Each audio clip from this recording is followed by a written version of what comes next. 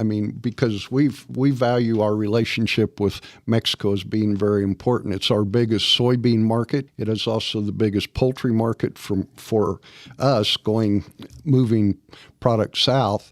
And there's just a lot of reasons why we need to work so closely with our Mexican counterparts. Welcome to MeatsPad, a platform dedicated to sharing breakthrough knowledge that is accessible to the meats industry. On each episode, we will hear from meat specialists and professionals to talk about numerous topics in meat science. This podcast is brought to you by the US Meat Export Federation, the Niche Meat Processor Assistance Network, UltraSource, the new standard for innovation. Viscofan is a global leader and innovative partner in the food industry who provides solutions for the casing market. IFA, slaughter and meat processing tools. SmartLockerUSA.com. Safe for butchers, simple to use, but not vegan friendly. Hello, meat folks. Welcome back to the MeatsPad podcast. Today we continue with this entire week at K-State with the Mexican Meat Science Short Course.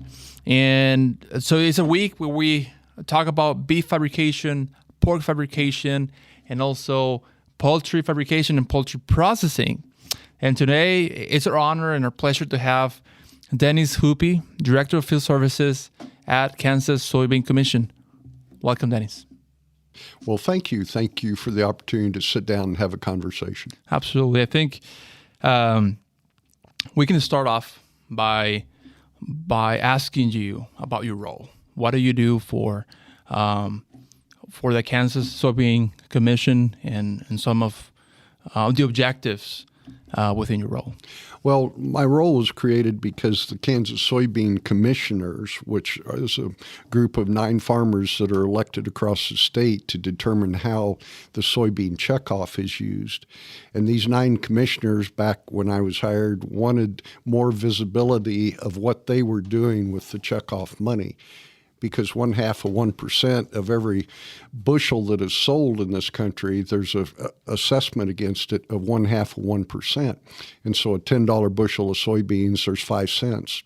Well, half of that 5 cents goes to the United Soybean Board for larger projects, but the other half stays in the state of Kansas. And so that 2.5 cents, then the commissioners get various projects that are brought to them for funding. And USPEAK happened to be one of the projects that applied for funds and membership.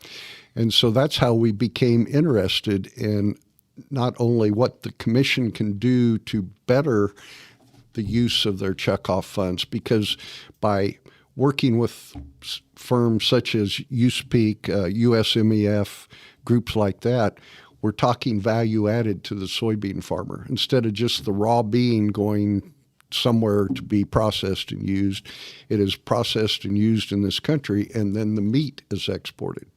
And so that's why they created the role. They needed somebody out. I mean, we are involved in all sorts of projects, all the way from, as again, USPEAK to North Central Soybean Research Projects, which is 13 states that get together to pool money to work on bigger problems in soybean production. Diseases, weather, things like that.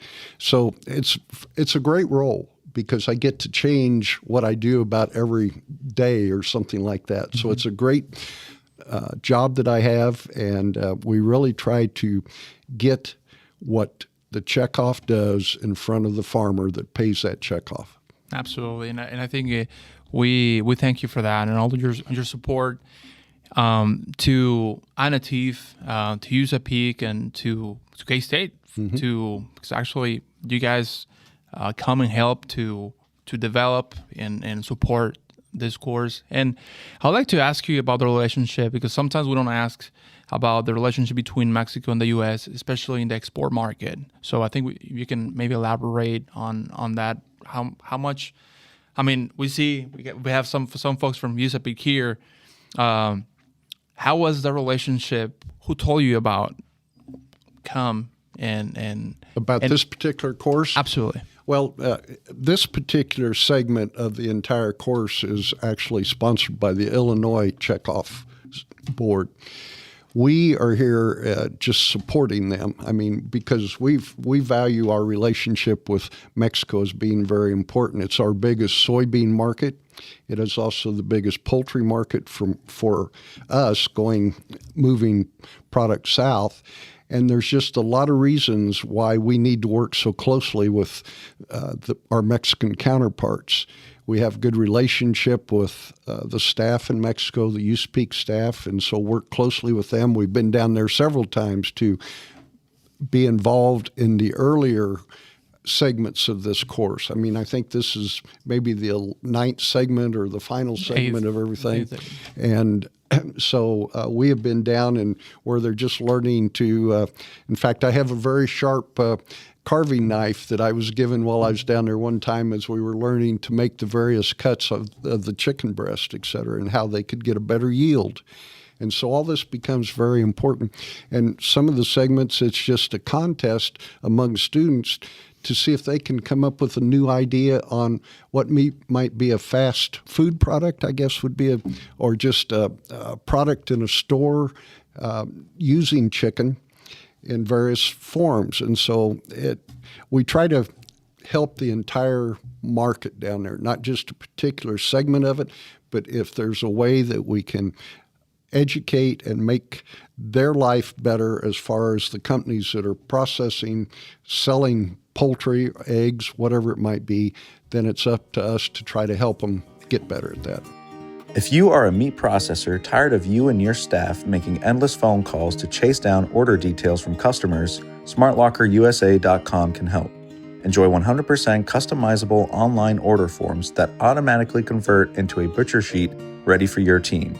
Track orders, send order and slaughter appointment reminders, track order history, and build customer profiles. SmartLockerUSA.com. Safe for butchers, simple to use, but not vegan friendly. Funny question. So, how many times have you been to Mexico? Oh, Many. Yeah. I mean, probably on average, I'd make it down there over the course of time, a couple times a year, to be involved in these courses. And there's other times when we just go down for fun too. But what's your favorite Mexican meal? I'm sorry, my favorite Mexican meal? And you say poultry tacos or chicken tacos, that's not valid. So you have to... Shrimp tacos? We also try to feed shrimp, so soybeans. So, I like variety. You give me samples of a whole bunch of stuff, and I'll try it, and I'll probably go back and get more. One of my favorite meals is actually mole poblano, which is, I mean, you make it, I mean, you can do it with pork, but mainly with chicken. So we had a conversation recently with Jaime Gonzalez, one of the consultants for USAPIC, and we're talking about the importance of poultry in the diet. I mean, it's a more accessible protein. Mm-hmm. Not that it's more important than other proteins like beef or pork, but it is. University down the river here, Kansas University. And so I always like to joke with my many bosses, because I have an association board and then we have the commissioners that are all my bosses. I always like to joke with them and say, well, they're required to hire one because of federal equal opportunity. They have to have a Jayhawker on each staff, of a farm organization. So anyway, I am the token. But over the years, I have farmed. My dad had a farm, and it was part-time for him because he flew for an airline. And so he was gone about half time, and I grew up working on the farm or going out and having fun out there, I guess. And then I farmed for a living for a while, became vice president of Kansas Farm Bureau, and worked in a lot of policy development, and I thoroughly enjoyed that. After that, I worked for the state for a year in ag product development and found out I was not a good state employee. So moved on from that, and that's when I joined Kansas Soybean Association and Commission as an employee there, and have loved every minute of it. What's your take on soybean pricing? And maybe you can tell us about how that might impact meat prices, and maybe in a holistic approach, not very specific, but maybe your take on that. Well, farmers always enjoy higher prices, but with higher prices comes overproduction, which then drives down prices.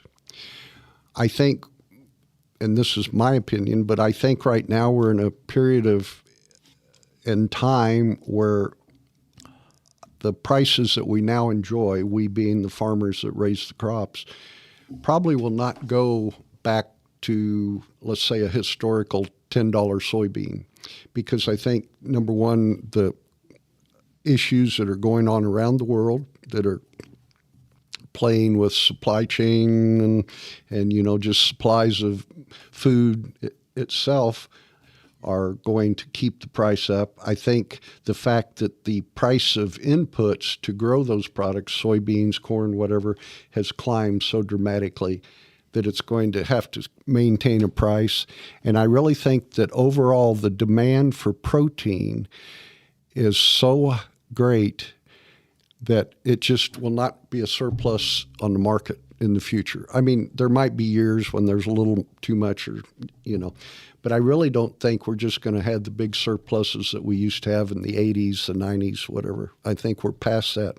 Somebody once in a meeting I was at said that by 2028, we will need 235 million more Big Macs to provide the protein demand that the world will have.